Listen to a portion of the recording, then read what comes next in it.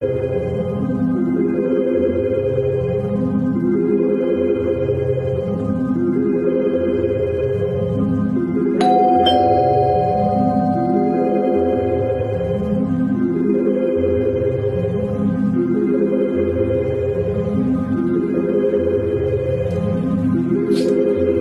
चौहान। जी ma'am आपका parcel. भैया, नहीं चाहिए please. Ma'am ma'am ma'am ma'am अगर आपको नहीं चाहिए तो आपने जहाँ से ऑर्डर किया है वहाँ से आप रिटर्न रिक्वेस्ट डाल दीजिए, वापस हो जाएगा। पर यहाँ तो आपको लेना पड़ेगा। ठीक है, दीजिए। मैम हाँ एक गिलास पानी मिलेगा? भैया, आप कहीं और पी लो पानी please. Ma'am ma'am ma'am ma'am बहुत ज़ोरों की प्यास लगी है। ठीक है, लाती हूँ।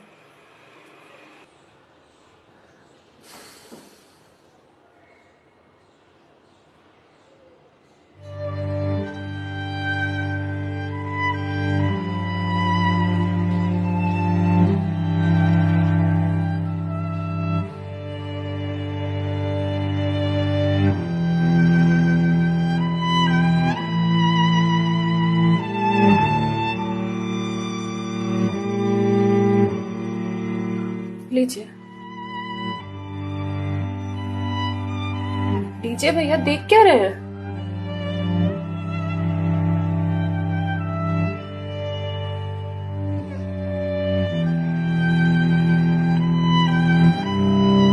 मैम आपको कोई दिक्कत है? मतलब आप किसी परेशानी में हैं? भैया, पानी पीकर ग्लास दीजिए आप। मैम छोटा मुंह बड़ी बात कह रहा हूँ, पर अगर आप किसी परेशानी में हैं तो आप मुझे बता सकती हैं। भैया, आप पानी पीजिए, ज्यादा समाज से भी मत बनिए। मैम दुख बांटने से कम होता है। अच्छा, और आपको किसने कहा कि मैं दुखी हूँ? मैम अगर आप दुखी नहीं हैं तो फिर वो फंदा क्यों लगा रखा है?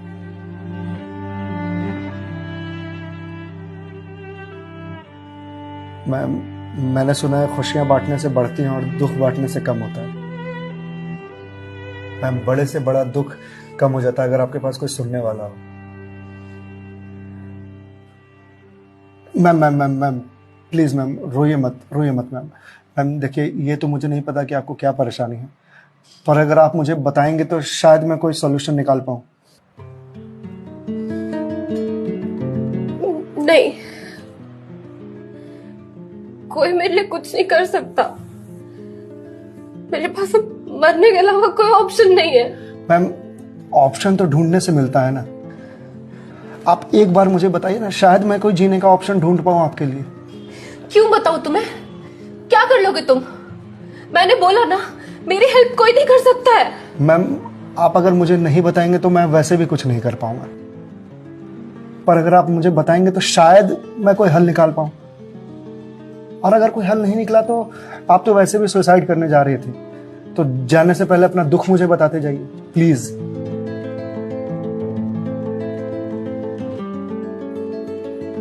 Please ma'am.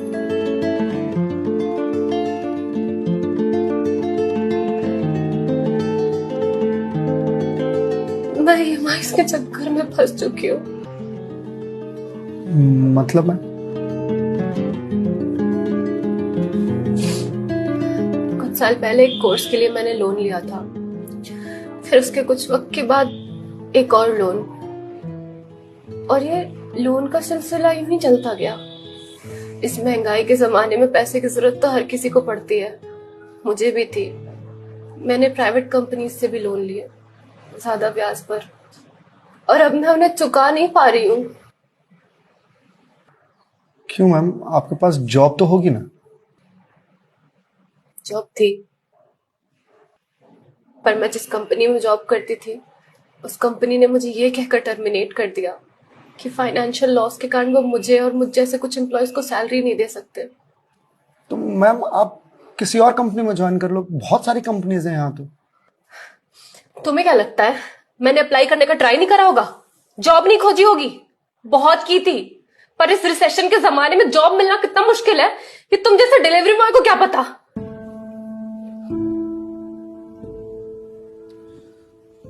I am sorry ma'am, शायद आप सही कह रही हैं, मुझे इस बारे में कोई जानकारी नहीं। जॉब जाने के बाद मेरे से चीजें हैंडल नहीं हो रही हैं। बैंक से रोज कॉल्स आते ईएमआईज भरने के लिए, और प्राइवेट कंपनी वाले फोन कर कर के धमकियां दे रहे हैं। मैं इस लोन के जंजाल में फंसती चली जा रही हूँ, और अब मेरे पास सुसाइड के अलावा कोई और ऑप्शन नहीं है। मैम, ऑप्शन क्यों नहीं है? आप ये बात अपने घर में बता सकती हैं, अपने पापा को बता सकती हैं। नहीं, मैं ये बात अपने पापा को नहीं बता सकती। क्यों मैम? मेरे पापा रिटायर हो चुके हैं, उनके ऊपर पहले से घर की बहुत रिस्पॉन्सिबिलिटीज है। वो मेरी शादी के लिए पैसे भी जोड़ रहे हैं। मैं उनसे किस मुंह से पैसे मांगू? मुझे पढ़ाने के लिए, बाहर भेजने के लिए उन्होंने ना जाने रिश्तेदारों से कितने ताने सुने होंगे, और अब जब मैं उन्हें ये जाकर बोलूंगी तो लोग क्या कहेंगे? मैम, पैसे आपको अपने पापा से मांगने हैं या लोगों से? पापा से लेने हैं। तो फिर अब लोगों का क्या है? लोगों का तो काम है कहना, वो तो कहते रहेंगे। पर मैं किस मुंह से जाके अपने पापा को ये बोलूं? किस मुंह से मांगू पैसे उनसे? जिस उम्र में मुझे उनका बोझ उतारना चाहिए, सहारा बनना चाहिए, उस उम्र में मैं उन पे ही बोझ बनूं?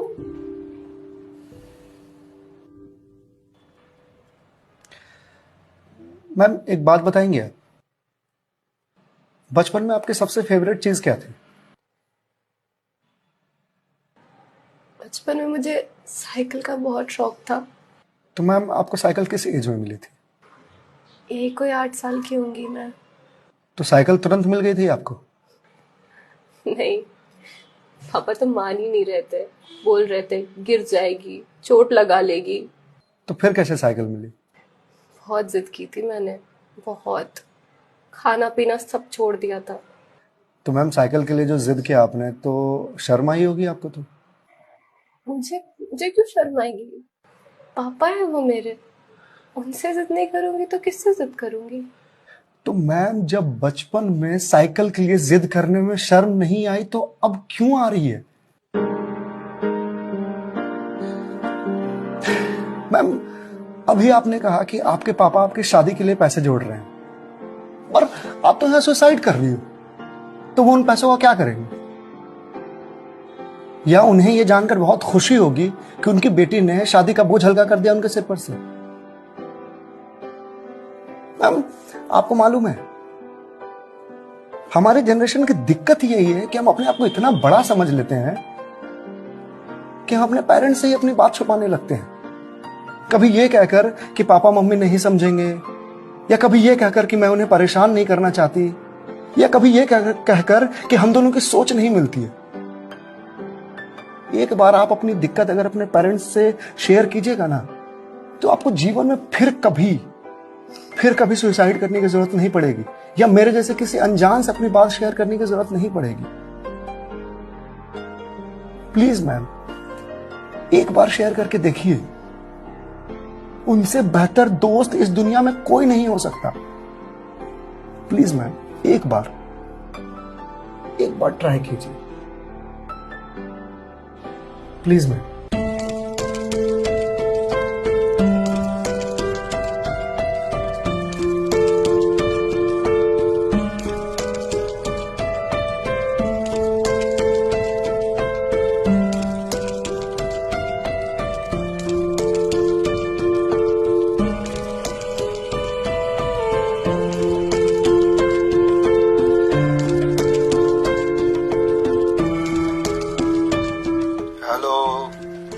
हेलो पापा। हाँ दीदी, बोल, कैसी है बेटा? पापा, मुझे आपसे कुछ बात करनी है। हाँ बोल ना बेटा। पापा, मैं क्या हुआ बेटा? पापा, मैं बहुत परेशान हूँ। हाँ तो मुझे बता ना, किस लिए परेशान है? अदिति बेटा, रो क्यों रही है? बता ना, क्या बात है? पापा, वो मैंने बैंक से लोन ले रखा था ना,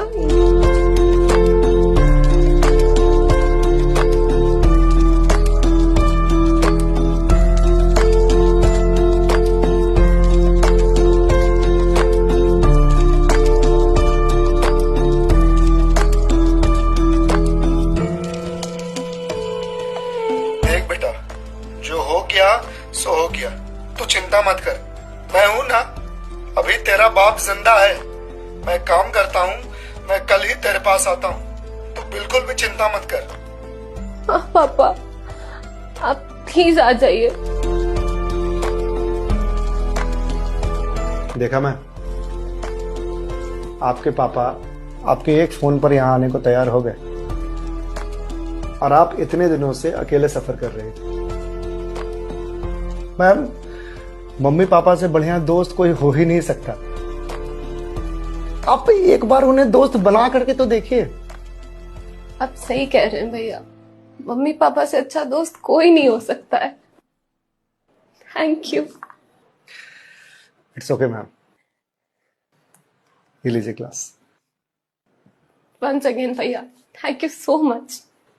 it's okay ma'am, bye. Ma'am जी मेरे पास आपके लिए कुछ है, यही रुकिएगा, मैं थोड़ी देर में आता हूँ।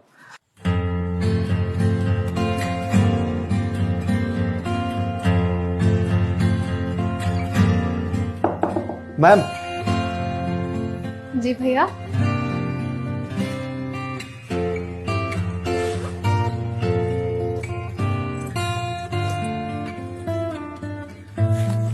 मैम ये आपके लिए। भगवत गीता? जी मैम। मैम 2020 का साल मेरे लिए बहुत बुरा था। कोरोना में मेरी जॉब चली गई। पहले के कुछ महीने जो थे वो तो सेविंग्स से निकल गए, लेकिन उसके बाद के कुछ महीने बहुत ज़्यादा टफ था। मेरे ऊपर भी आपकी ही तरह बहुत सारे EMIs थे जो मैं पे नहीं कर पा रहा था, जिस वजह से मैं बहुत परेशान था और सुसाइड करने की सोचने लगा था। और एक दिन तो सुसाइड करने निकल भी गया था, लेकिन पापा ने मुझे पकड़ लिया। पहले तो बहुत डांटा,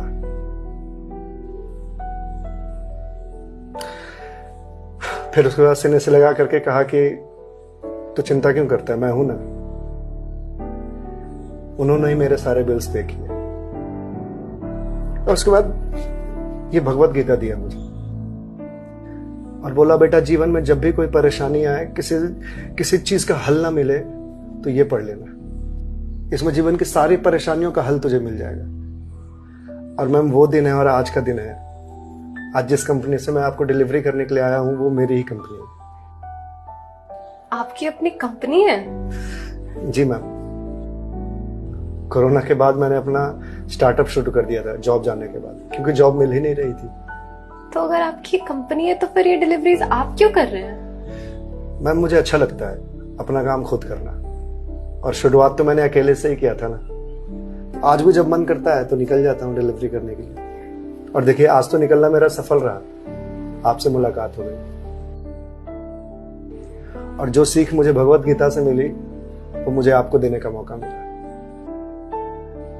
मैम वैसे तो बहुत सारी बातें हैं इसमें सीखने की, पर जो सबसे अच्छी बात मुझे लगती है वो ये कि जो समय है ना, ये कभी एक सा नहीं रहता। आज बुरा समय है तो कल अच्छा समय जरूर आएगा। आज अंधकार है तो कल सवेरा जरूर आएगा। इसलिए कभी भी अच्छे समय में इतराना नहीं चाहिए और बुरे समय में विचलित नहीं होना चाहिए। समय है, कट जाएगा। मैम इस एक थॉट ने मेरी पूरी जिंदगी बदल दी। मैम तो अब आप पढ़िए इसको, देखिए शायद आपको कुछ और मिल जाए, पर मैम जो भी मिले उसे लोगों से शेयर जरूर कीजिएगा, क्योंकि कहते हैं ना, ज्ञान बांटने से बढ़ता है। Thank you.